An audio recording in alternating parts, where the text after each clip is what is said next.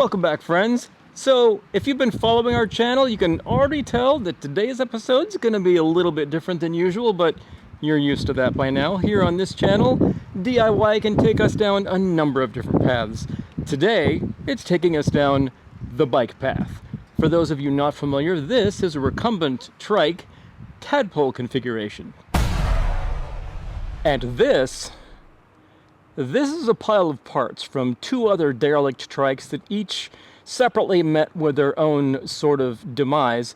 In today's episode, we're going to see if we can't make one functioning trike out of these two donor recumbent trikes. It's going to be fun. Stick around.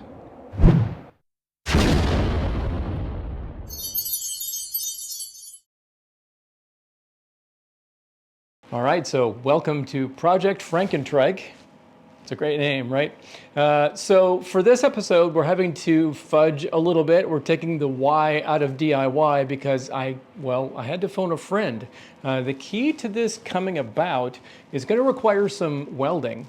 And if you've been following our channel at all, you probably recognize where we are. We're in our woodworking shop, which most definitely is not equipped for metals. So I have invited a friend of mine to come over for a consult on this thing, and he's going to have a key role in this whole deal. So as for subject matter experts on not just metals and welding, but the bicycling industry as a whole, I can't imagine a better subject matter expert in the world. By no stretch, I'm not exaggerating, by no stretch. Can't imagine a better subject matter expert than the guy you're about to meet. Good friend of mine by the name of Brett Fleming. And but we're going to get into the project here itself in just a moment, but I want to take a few minutes first to meet our guest.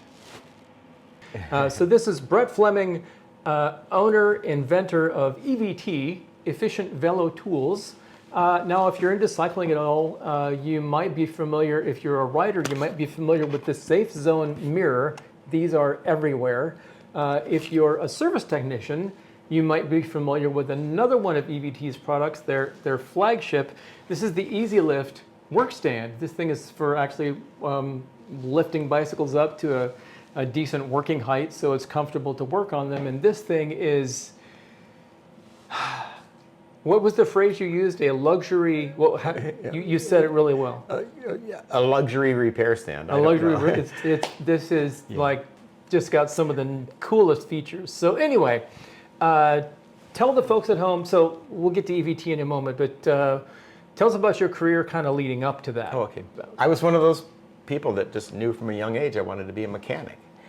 And going to high school in Iowa, my teachers exposed me to a bicycling magazine in the study halls, because in the farm area you can go to study hall for first period, and also the kind of kid I was in detention sometimes, which is also in study hall. Yeah. But when bicycling magazine showed up, all of a sudden I really was interested in becoming a bike mechanic. Cool. And at 17 years old, I got a ride to Sioux City with my mom and some friends who waited outside of Albrecht Cycle Shop, and I humbly approached Bud Albrecht for a job, and 10 days later I was working 54 hours a week for the next 15 years. And that's where we met, was Albrecht Cycle. You were working there, and we were both part of the Siouxland cyclists, and did Sunday rides together and RAGBRAI, and that's how we came to meet. I was a complete bike nut at the time, and one thing that I actually did was I led a lot of rides. So we went from Albrecht Cycle to being kind of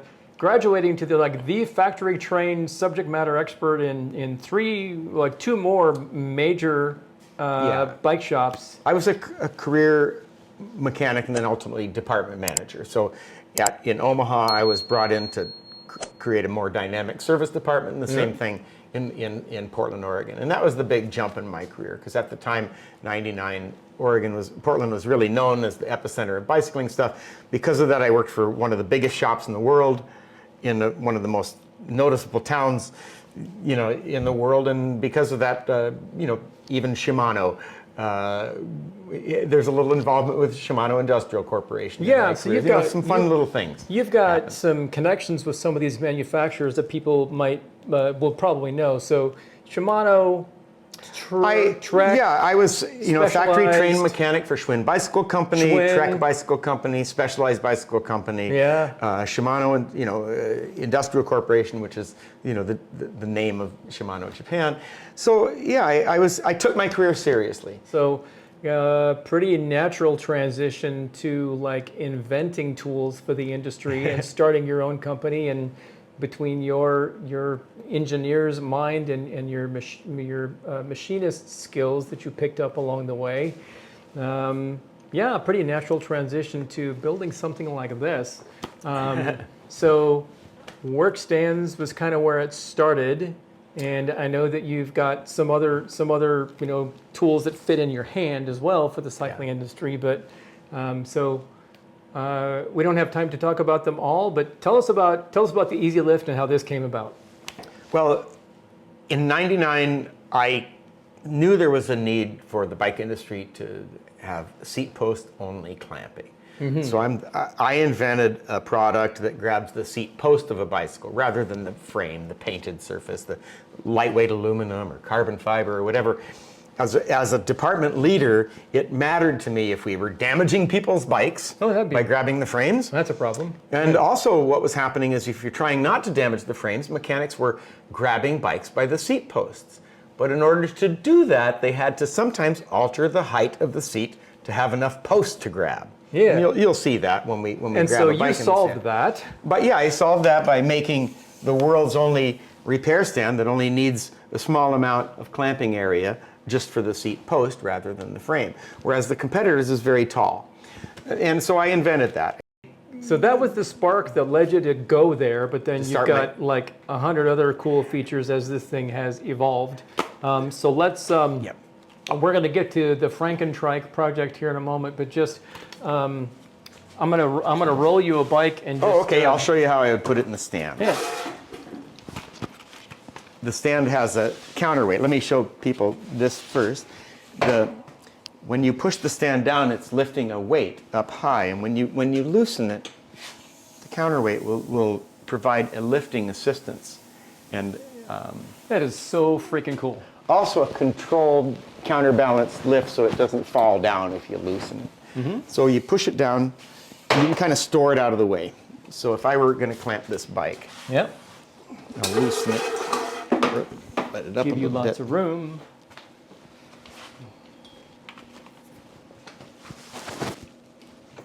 And I can put the bike in like so. And so once that's tight and this is loosened, you can start to lift the bike. We just gently lift the bike to whatever height we want. Yeah, so all of you at home that work on your bicycles sitting on your garage floor, you need one of these. No, there's Yeah, that would be more, this is expensive enough, it's for the professional, mostly yes, the professional this or is the for the connoisseur. shop that's like doing this for a living. Well, but yeah, this is super cool. Or, there are people with $10,000 and $15,000 bikes, and then they put them in a $150 repair stand. Right. So it's this. So anyhow, this so is if you're what one we of do. those, Yeah. once again, your web address, if people want to learn more about EVT, Efficientvelo.com. efficientvelo.com. Yep. Thanks for the demo. This is super cool. Glad to have your expertise. And oh, by the way, did we mention that he's built bike frames from scratch? He's an artist with a welder, and along with all of his other expertise, let's go look at Frankentrike and see what the possibilities are. Yay. All right. Okay, so this is probably a crazy idea, but if anybody can pull off my crazy idea, I'll bet it's you. And you can tell me, be honest, if this is just completely unfeasible. So I took the liberty of taking the wheels off. I wonder if this would be easier to look at if we took the seat off as well. I think it would be. Let's take a minute to do that, and then I'll kind of walk you through what's going on with this poor thing. Ta-da! Okay, yeah, that's a lot easier to look at. So this trike crashed, and where this comes together, this weld broke was part of the battle damage, and then this tie rod got bent as well, and then some other little things. Now, probably the easiest, most straightforward thing to do would be just to like redo that weld, but I don't know, this looks like it's cracked, so this is kind of compromised. I don't know, this just seems like maybe it's a little bit of a, maybe kind of a fragile design from the beginning. So rather than try to recreate or certify what's there, my weird idea is I have a donor trike that this whole middle section can kind of just get yanked and replaced. So everything forward of here we keep, everything backwards of here we keep, but we step out of the frame for a second and grab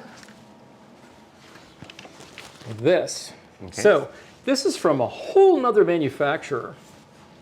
So if we were to drop this guy in here, now these guys went about things a little bit differently. You've got these lugs on the back, and everything rearwards of here is meant to be modular. You could plug in different back ends.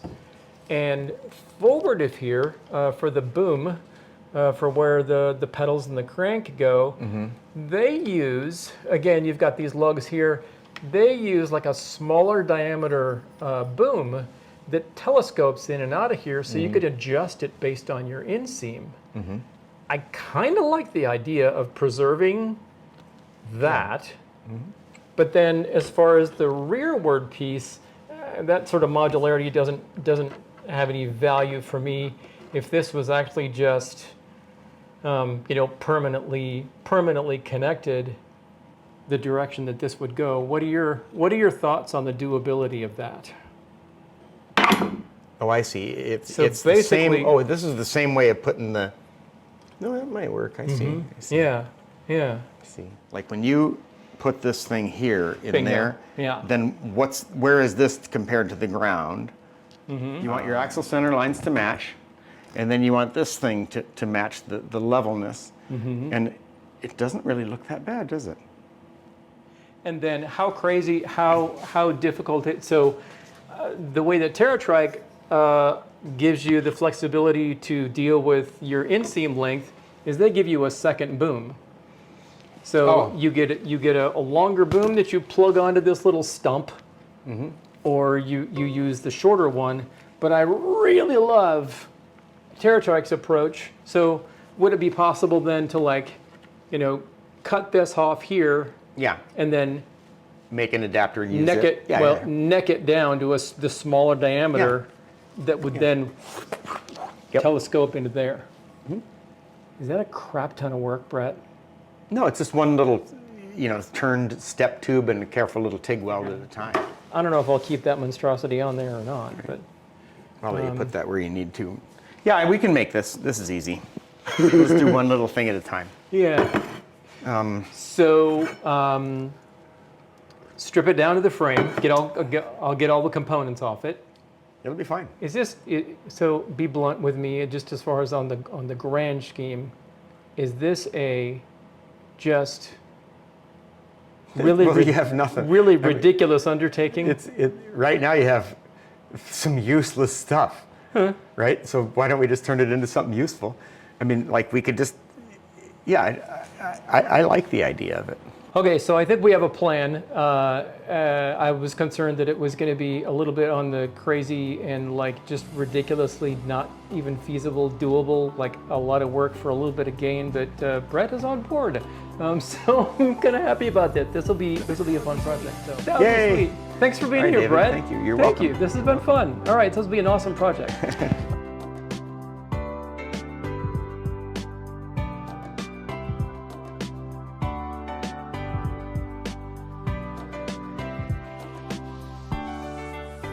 And so it begins. We will regroup with Brett real soon, but there's some work that I need to do on my own, which is to just strip both of these donor trike frames from all the pieces and parts and components, that most of which we should be able to reuse on Frankentrike when it gets resurrected. So I am salvaging and setting aside things like the brake levers, the shifters, the rear wheel we're definitely going to be able to reuse, and it's got a 9-speed cassette on it, so I'm real happy about that. We're going to reuse that rear derailleur, so we'll set that aside. The front crank and pedals, we'll definitely reuse those. It's got a triple chain ring up front, so we're going to end up with a 27-speed trike here when this is all said and done. And that other little gadget there, it's almost right in the middle of the screen, that silver thing, the front derailleur. We're going to be able to reuse that as well.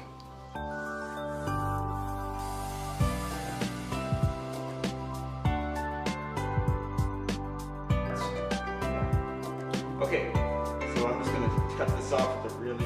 This project and this video was literally a year in the making. What you just saw, the planning day and the interview day, we actually shot that in June of 2023. And believe it or not, it was May of the following year before our schedules synced up and we were actually able to just gather over at his shop and get started with the fun stuff, get started with the fabrication work. So the beginning of that, the first thing that was actually done off camera was just to saw off the rear fork of this donor trike.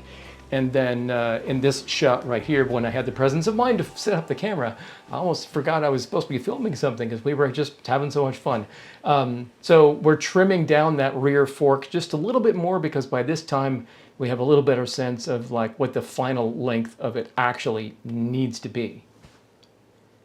Just as there was a big lapse of time between the interview day and the actually beginning work day, the other chunks of the work were actually also scattered across several months. So there was a lot going on with this project and a lot of little pieces. So I think as far as the video is concerned for you all, I'm going to go ahead and divide this project up into 2 different episodes. So after that initial cut, there's some deburring that needed to be done. And then he was just very meticulous about polishing the inside diameter of that tube. Here he's got like a pneumatic grinding wheel kind of thing. And just, yeah, really polishing the inside of that so that the adapter that they made, they actually had the machining work on that all done before I got there. So that's just sitting right next to the fork right now. You'll see that in a moment. But yeah, very meticulously grinding the inside diameter of the tube so that thing just had just a perfect press fit to it.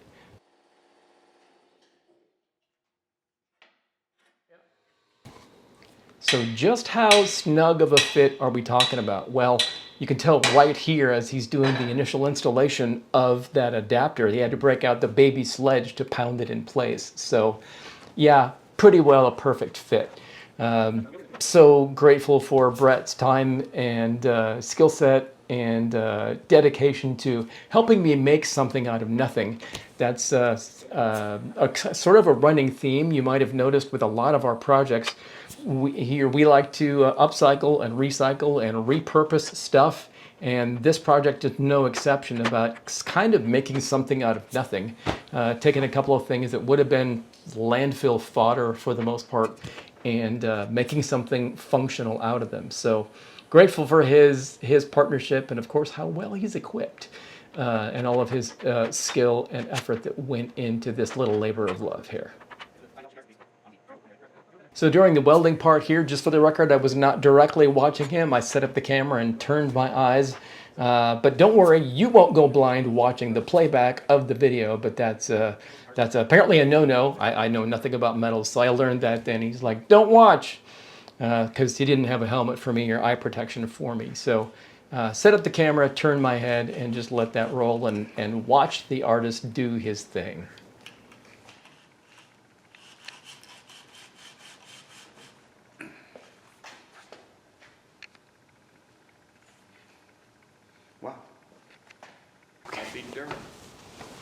So that was super cool, seeing that come together. You have, well, obviously this is what you do for a living. You have a very well-appointed shop, so it was really neat to see you in action, which I haven't actually had much chance to do. So this was awesome. So what we've accomplished for today is the back end and that part of the retrofit of Frankentrike.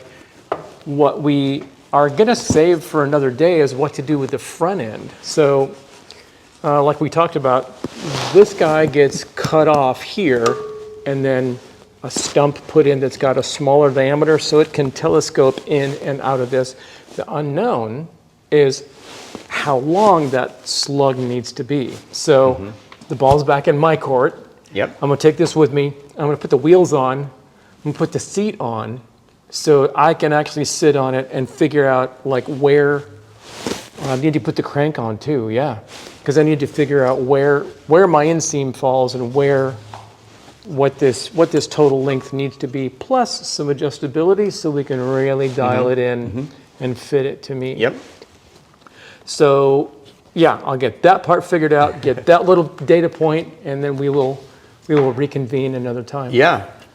In the meantime, I'll put a little grease on here. Ah, okay.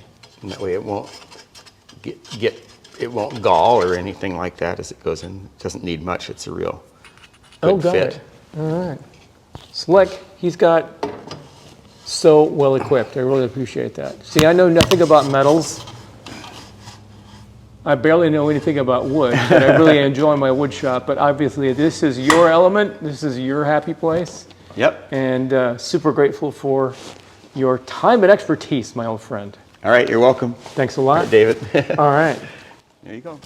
And with that ball back in my court, I've gotten a few of the easy things done, but there is no shortage of things left to do. So I think we're going to pick it up from there next time we get together, because there is still quite a bit left to do.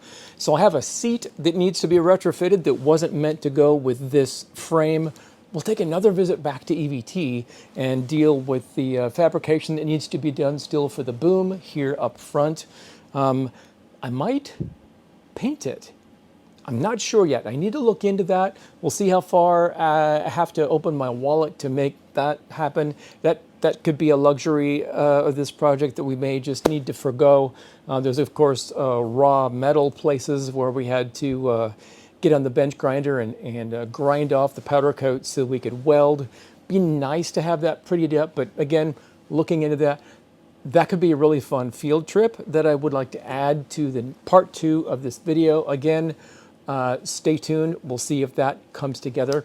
And then, of course, all the final reassembly. Get all the components back on here that help you go and help you stop.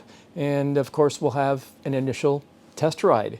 And really excited about this project and excited to have you along with me as it comes together. Thank you for watching He Said, She Said, where we do DIY of the day, whatever the random projects are going on around here that Renee and I have our fingers into. And thanks for keeping up with the randomness. Could be woodworking, could be bicycles, could be motorcycles, could be, gardening, you name it. We have a broad range of interests. If you've been following the channel, you've kind of keyed into that. So God bless you. Thank you again so much for being with us, and we'll see you real soon on the next one. Take care, everyone.